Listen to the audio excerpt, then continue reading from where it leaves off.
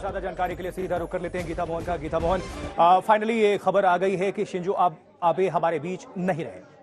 गीता, बहुत ही दुखद घटना, बहुत ही शॉकिंग न्यूज।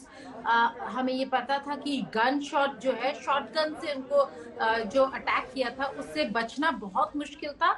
लेकिन जैसा हम कह रहे थे, जब तक फैमिली मेंबर्स नहीं है, जब तक पूरी कैबिनेट और प्रधानमंत्री टोक्यो नहीं पहुंच जाते हैं, वो जो इम्पोर्टेंट स्टेटमेंट था प्रधानमंत्री किशिदा का वो नहीं हो जाता, तब तक ये अनाउंसमेंट होना बहुत मुश्किल था। लेकिन अब फाइनली जो न्यूज रिपोर्ट्स हैं वहां से वो कंफर्म कर रहे हैं कि शिंजो आबे जो पूर्व प्रधानमंत्री थे जापान के, उनको अब डेड घोषित कर दिया गया है। यानी कि जो चेस्ट में उनके इंजरीज हुए थे उससे वो सकम कर चुके हैं और अब इस दुनिया में नहीं रहे। बहुत ही बड़ी खबर है ये, क्योंकि अब ये एक वर्ल्ड लीडर्स की जो असैसिनेशन का लिस्ट होता है आशुतोष, उसमें ये नाम जुड़ गया है। He has been assassinated today. आज उनको assassinate कर दिया गया। सुबह के वक्त में जब ये हुआ, और जिस इंसान ने किया वो मेंटली अनस्टेबल नहीं था, वो गया था वहां पे, बड़े कामली खड़ा था एक कोने में, इंतजार कर रहा था शिंजो आबे के आने का और स्पीच शुरू करने का।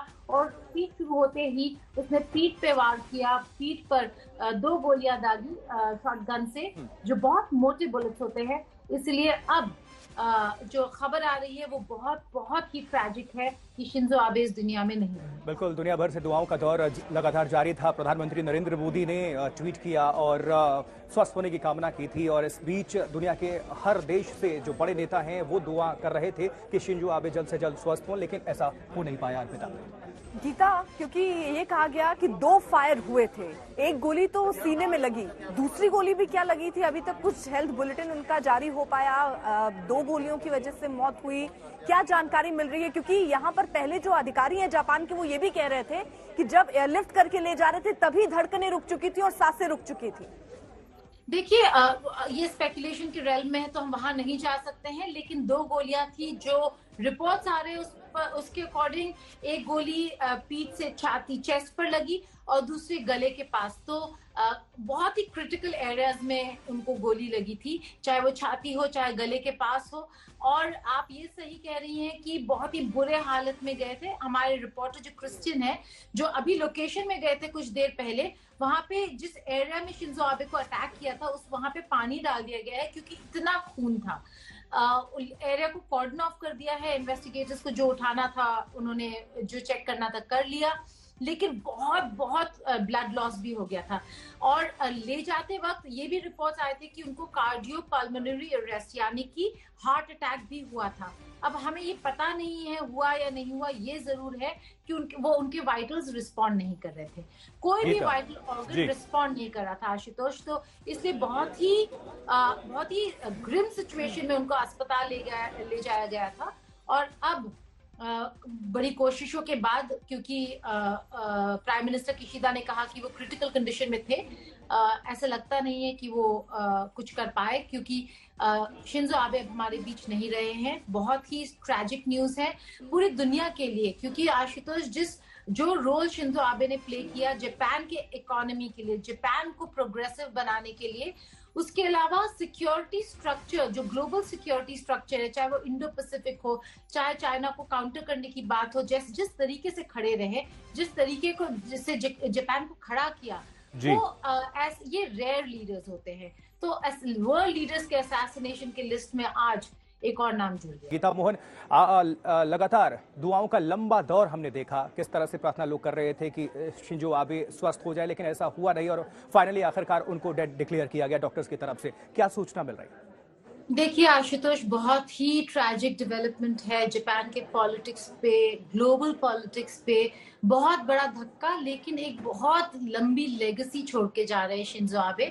जैसे आप लोग बता रहे थे अपने कवरेज में कि शिंजो आबे एक पॉलिटिकल फैमिली से बिलोंग करते हैं। उनके ग्रैंडफादर यानी कि उनके दादा प्रधानमंत्री खुद रह चुके हैं, उनके पिताजी फॉरेन मिनिस्टर थे जापान के, और वो खुद प्रधानमंत्री बने और लॉन्गेस्ट सर्विंग प्रधानमंत्री जापान के बने, जिसमें उन्होंने कई सारे रिफॉर्म्स किए, चाहे वो इकोनॉमिक पॉलिसीज हो, चाहे वो ग्लोबल सिक्योरिटी स्ट्रक्चर हो, ग्लोबल सिक्योरिटी स्ट्रक्चर में जो कंट्रीब्यूशन शिंजो आबे का है वो शायद ही किसी लीडर का होगा।